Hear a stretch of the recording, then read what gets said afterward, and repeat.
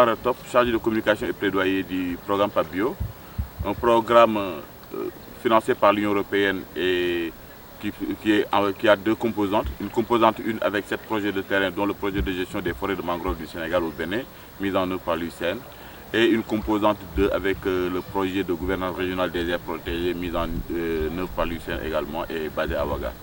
Je voulais juste remercier toute la population d'Agodrafo pour votre accueil et surtout vous dire que les activités qui nous réunissent aujourd'hui entrent dans le cadre de la mise en œuvre du projet PAPBio C1 Mangrove.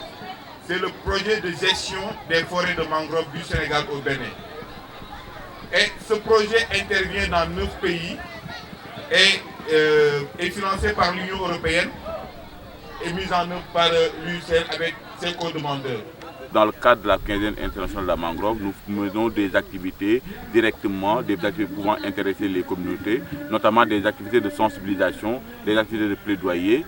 Nous venons de le faire au Bénin, à Grand Popo, et là aujourd'hui nous sommes au Togo, précisément à Agodrafo, qui se situe en plein dans notre zone d'intervention pour pouvoir non seulement célébrer cette journée, mais aussi et surtout sensibiliser les communautés sur l'importance de protéger et de préserver les mangroves. C'est pour moi un grand plaisir de vous souhaiter la bienvenue à cette cérémonie d'ouverture de la journée de mangrove. La mangrove a deux importances. Il y a sur le plan écologique et sur le plan économique. C'est très important de conserver la mangrove sur le plan économique parce qu'il nous aide, il aide nos populations à se nourrir, c'est une ressource pour nos populations. Et ce qu'il faut retenir, c'est que c'est une ressource à long terme. Ça veut dire que nous devons aussi l'utiliser, mais nous devons aussi la conserver pour pouvoir pour les générations futures, pour que ceux qui viennent aussi puissent utiliser la mangrove pour pouvoir aussi, comme ressource, pour pouvoir aussi se nourrir. Okay? Conserver la mangrove également permet, sur le plan écologique, de conserver aussi le poisson qui se nourrit de la mangrove. En détériorant la mangrove, nous détériorons tout l'écosystème autour de la mangrove, c'est-à-dire le lac, les poissons, etc. Et nous pouvons avoir des disparitions de certains types de poissons si on ne conserve pas la mangrove. Nous pouvons avoir des pertes d'emplois pour certaines personnes si nous conservons ça, la mangrove. Parce que les gens utilisent le bois de mangrove également pour travailler sur certaines choses, fabriquer certaines choses, les revendre et économiquement avoir quelque chose pour pouvoir survivre. Voilà pourquoi il y a malgré cette dégradation de la mangrove que nous observons, nous devons travailler à restaurer cette mangrove. Nous ne venons pas vers vous avec des solutions toutes faites. Ce sont les ONG au niveau local qui proposent eux-mêmes des projets que nous subventionnons. C'est ainsi que dans la première phase des appels à candidature, nous avons subventionné déjà 3 projets au Togo. Et dans la deuxième phase qu'on est en train de dérouler, nous avons un projet de reboisement qui a été gagné par l'ONG Agbozégué et qui va consister au reboisement de 6 hectares de mangroves dans cette zone. En fait, le programme PAPBio intervient dans 4 paysages, prioritaires de conservation, PPC. Et il y a le paysage du Grand Saloum où intervient notre partenaire Wetlands International. Il y a aussi le paysage du Grand Mano où Wetlands intervient.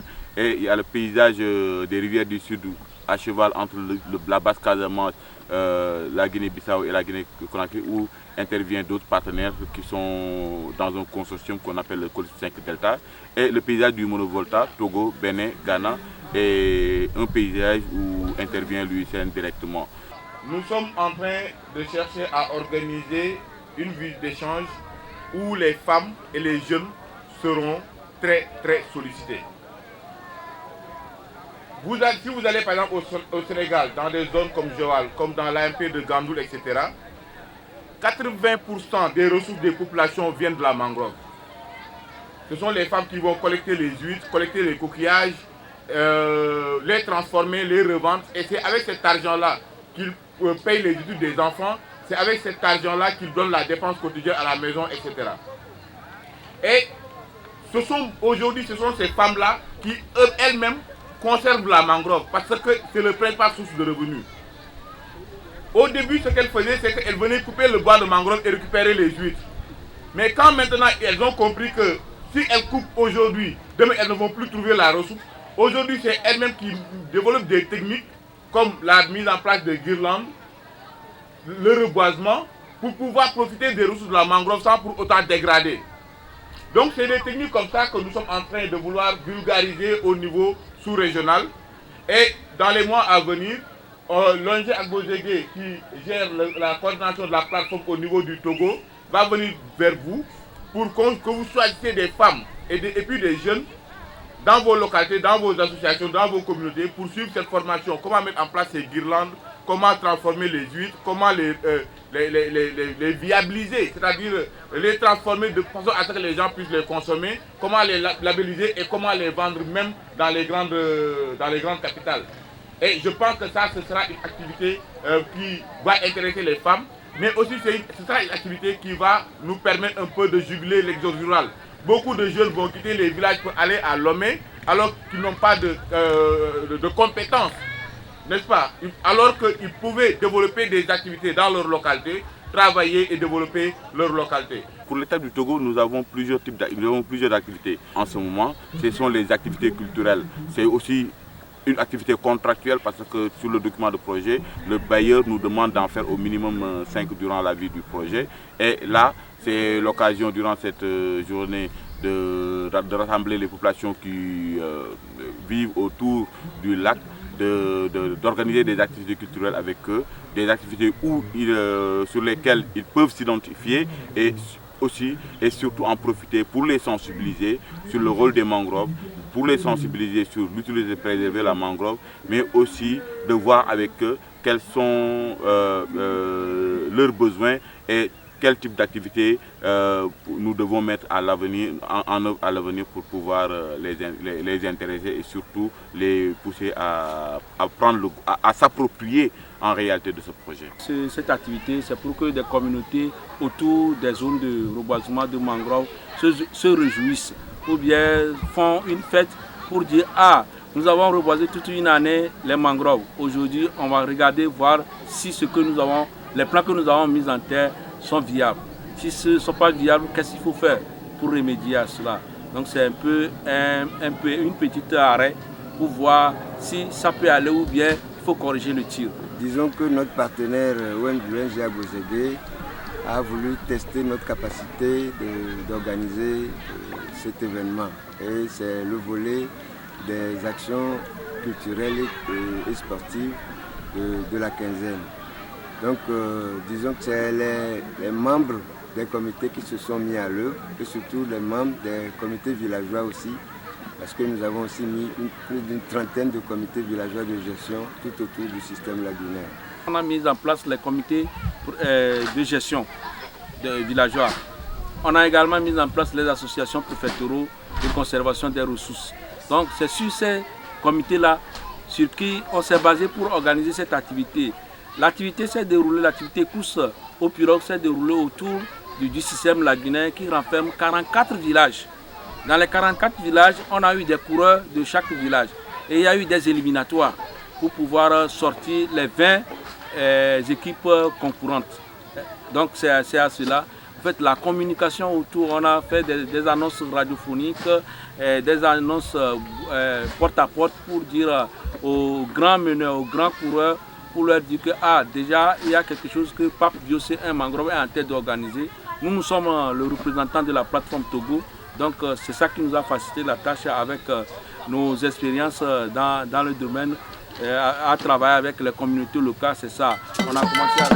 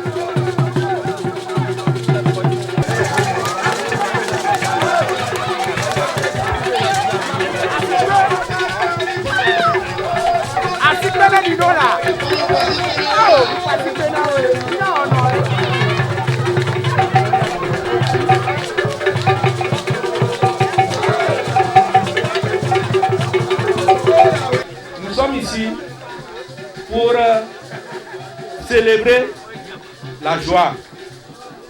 Donc, tout ce que nous allons faire ici, c'est pour dire à nos collègues coureurs que nous ne sommes pas là pour nous point. Nous sommes là tout juste pour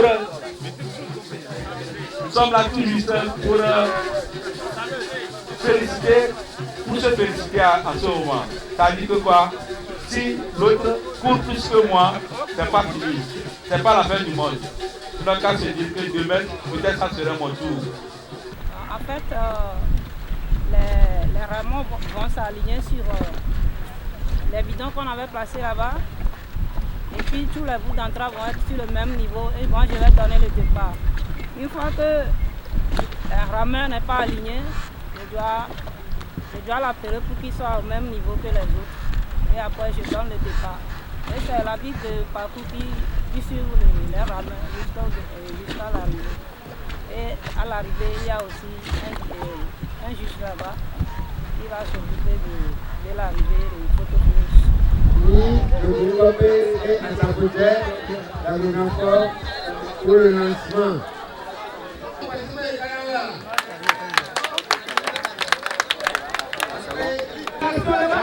Numéro 1. Walvis, c'est le parcours numéro 2.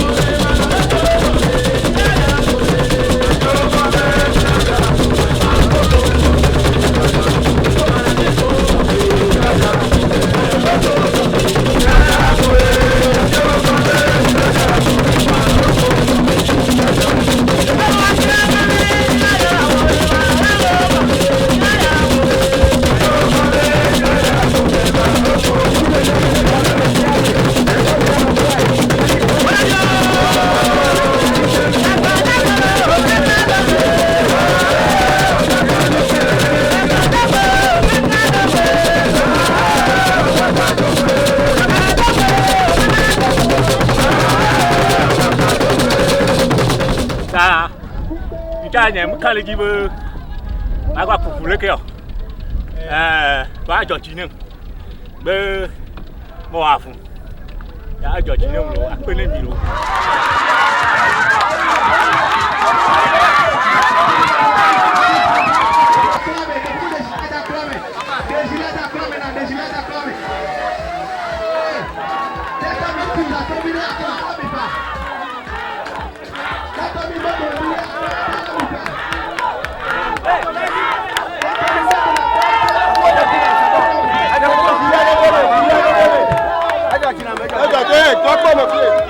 Ziliane doit acclamer, les vidéos comme les Ziliane acclamer.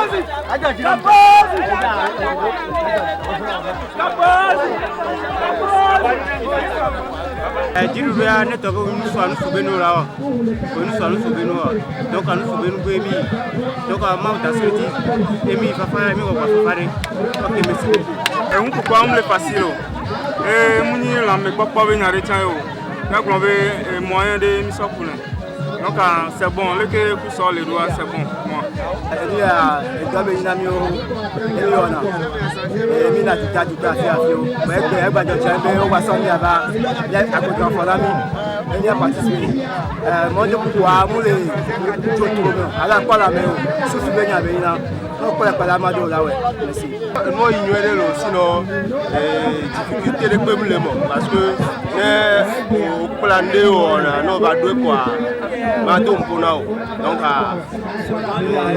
ne pas nous garder le fond parce que que mi la ke wa e komi o et alors me bele ni be mpona pe alo mo na lekeleke be nya yo no pele akpo la we akpe na mi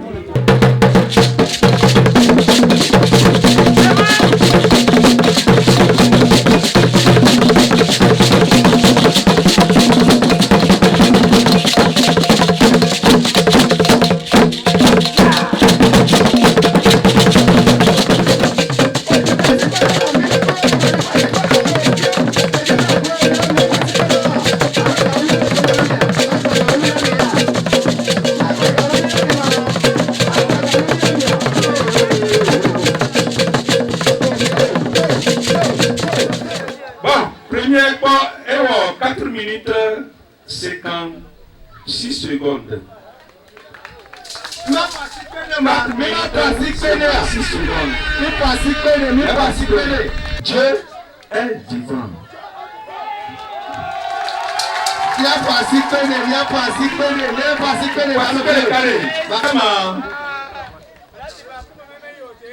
Dans 5 minutes, 5 secondes. Bravo.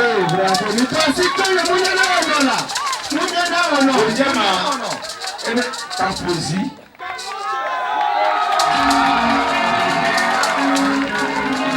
Troisième,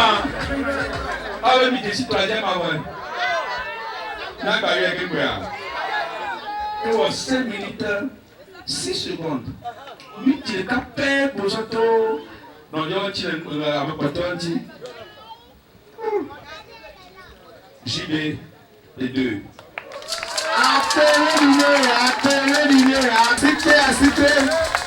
Même de ce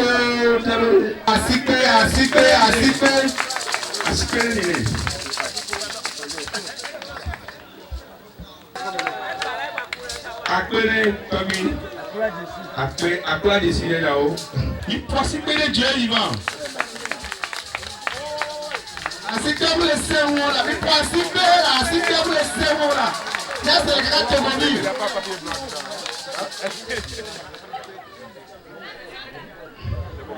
Appelez l'eau. Il possible que le carré Dieu vivant. Assis l'eau. Et dans les sols. Non, en fait, vous savez, la culture rassemble, la culture permet à toutes les sensibilités de se rassembler autour d'un idéal. Donc nous avons voulu faire aujourd'hui dans cette zone, le sport roi, c'est les courses de pirogue. Donc on a voulu faire cette activité sportive et culturelle pour pouvoir rassembler les communautés autour de cet idéal-là. Et aussi et surtout, vous n'oubliez pas que nous venons de quitter une période Covid, hein, où les gens n'avaient pas trop l'occasion de se rassembler, n'avaient pas trop l'occasion de mettre en œuvre des activités où tout le monde est là. Et finalement, c'est la première grande activité où véritablement nous avons vu autant de personnes depuis le début de la pandémie. Et c'est l'occasion pour les populations de communier non seulement avec nous, acteurs de mise en œuvre du projet, mais aussi avec les chefs traditionnels, avec les acteurs politiques, avec les autorités locales. Donc c'était une occasion pour la population véritablement de se retrouver, mais aussi de pouvoir se parler et de concevoir ce que j'appelle cette communauté de pratique, hein, que nous essayons de mettre en œuvre à l'échelle régionale pour que, au-delà de ces aspects culturels, que toutes ces populations qui ont participé à ces activités-là soient des ambassadeurs du projet, soit des ambassadeurs de la mangrove, puissent parler autour de l'utilisation de la mangrove et surtout veiller à sa préservation. C'était une longue route, mais finalement on s'est dit aujourd'hui victorieux parce qu'on a atteint notre objectif. Moi, je suis vraiment très ébahi de voir cette édition qu'il y a eu à Goudrafort. Et je souhaiterais que ce soit perpétuel pour que, à Mangrove, que nous voulons sur tout le long des rives du Vaud, lac, Zio, soit autour de notre lac, pour que nous puissions avoir, premier temps, des poissons dans nos lacs, deuxième temps, pour capter du gaz à effet de serre qui vraiment fait que nous avons du changement climatique. Je suis surpris de ce qui se fait, ou le projet qui est mis en place pour la mangrove, parce que nous souffrons de ce phénomène, le manque de lieux de reproduction des poissons dans nos lacs et lagunes. Et donc, je crois que c'est quelque chose de très intéressant, puisque une bonne partie de la population a assisté à cette quinzaine. hein, et le fait d'associer culture et sensibilisation, hein, c'est une bonne chose parce que ça a drainé du monde. Et ce monde-là a écouté les différentes interventions qu'il y a eu. Et beaucoup ont compris que la mangrove, c'est pas pour avoir du bois de chauffe. Hein. C'est beaucoup plus pour qu'on ait plus de poissons dans nos eaux, hein, pour qu'on ait des huîtres, pour qu'on ait des emplois pour nos femmes. Hein. On nous a parlé par exemple du Sénégal, où aujourd'hui les femmes cultivent des huîtres à travers la mangrove et arrivent à soutenir les frais scolaires de leurs enfants. Donc nous pensons, nous allons faire la sensibilisation à notre niveau, au niveau des villages, pour que les consignes qui sont données soient respectées, hein, qu'on n'abatte plus la mangrove. Au contraire, on doit la conserver, la protéger, hein, pour notre bien à tous.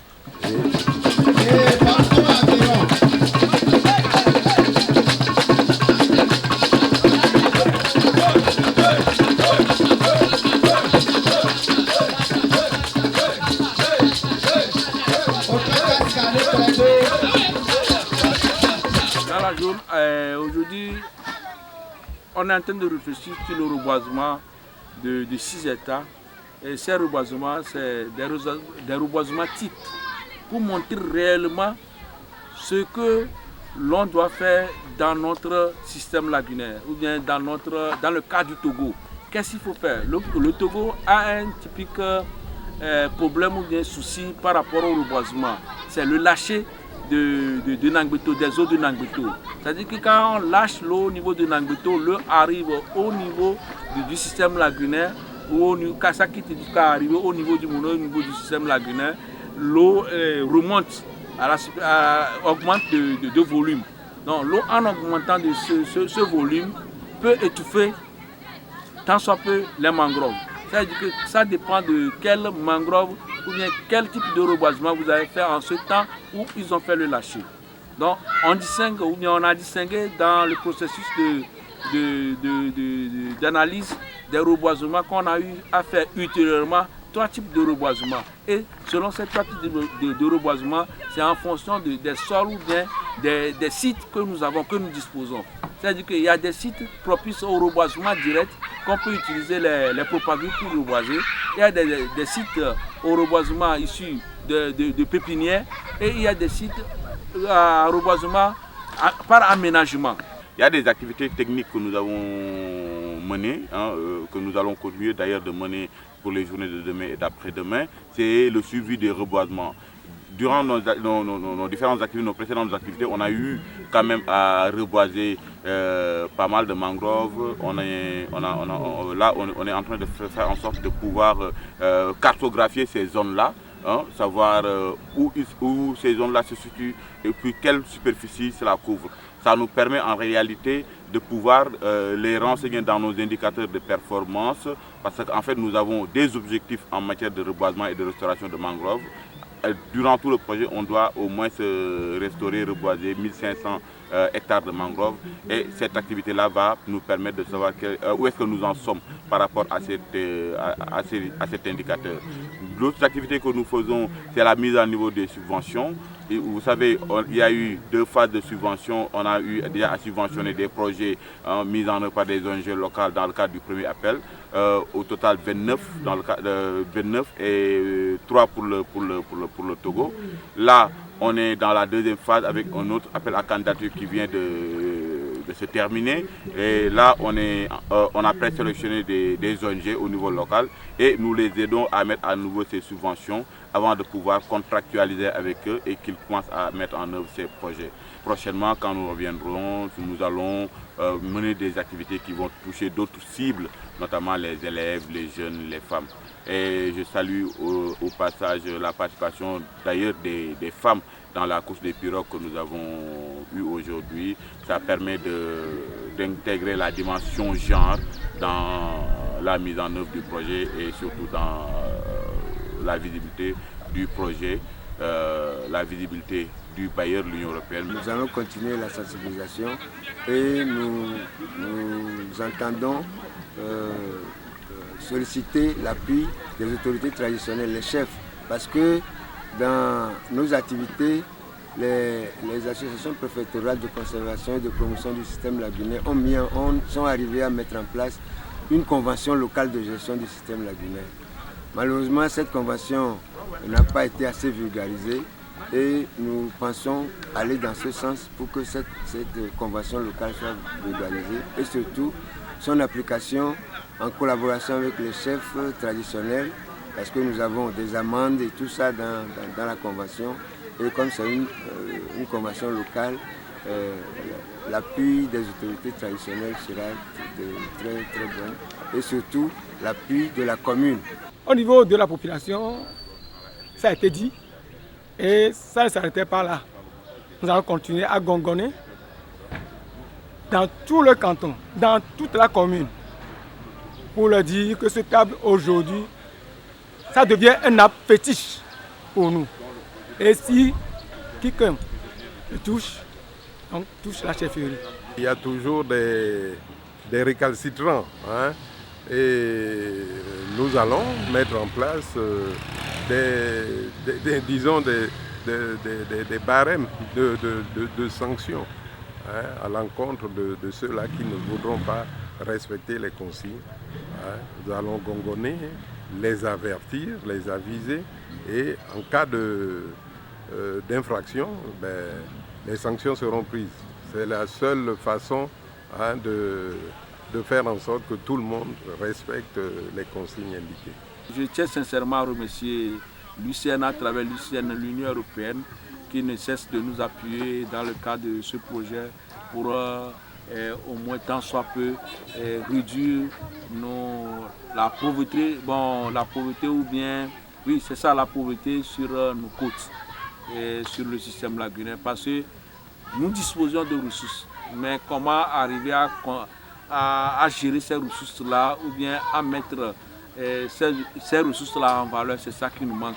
Mais c'est ce que le projet nous apporte, et avec beaucoup de communication à travers son responsable de communication, M. Barra, qui essaie de nous apporter plus d'informations sur la gestion des écosystèmes de mangrove et sur les autres gestions autour de nos eaux, autour de nos cours d'eau.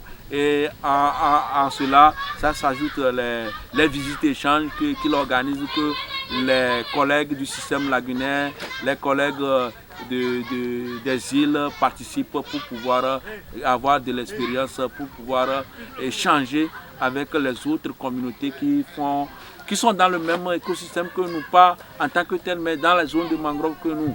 C'est-à-dire ces visites d'échange-là nous permet également d'avoir de l'expérience pour pouvoir l'implémenter au niveau de nos sites pour voir ce que ça peut donner. Bon, remercier déjà nos partenaires, hein, donc les membres de la plateforme Togo, la plateforme, le comité d'orientation du paysage prioritaire de conservation Togo, et avec son coordonnateur John de l'ONG Agbozégué. Aussi remercier les populations au nom du directeur régional de l'UICN, M. Aliou Faye, empêché, mais qui aurait aimé être parmi nous. Donc, et nous espérons que prochainement, il pourrait venir avec nous dans cette zone pour voir l'étendue du travail qui est en train d'être fait par les communautés. Mais aussi et surtout demander l'appui, l'accompagnement des autorités. Parce qu'on ne peut rien réussir sans cet accompagnement-là. C'est eux que les populations écoutent, c'est eux qui ont des discours auxquels ces populations-là sont sensibles. Il faut véritablement qu'on ait l'accompagnement des autorités, que ce soit des autorités politiques, des autorités coutumières, pour que véritablement les actions que nous faisons puissent porter le fruit. Et enfin, remercier les communautés, parce que là, je pense que sur les 2 jours, on a eu pratiquement une affluence de plus de 1000 personnes qui ont participé à ces activités avec un certain engagement, un grand engouement des plus jeunes, des femmes surtout.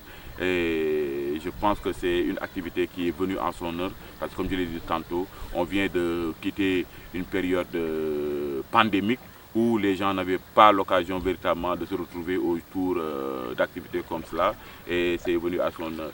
Mais au-delà de l'aspect festif, de l'aspect ludique, comprendre que le message c'est qu'il faut protéger les mangroves.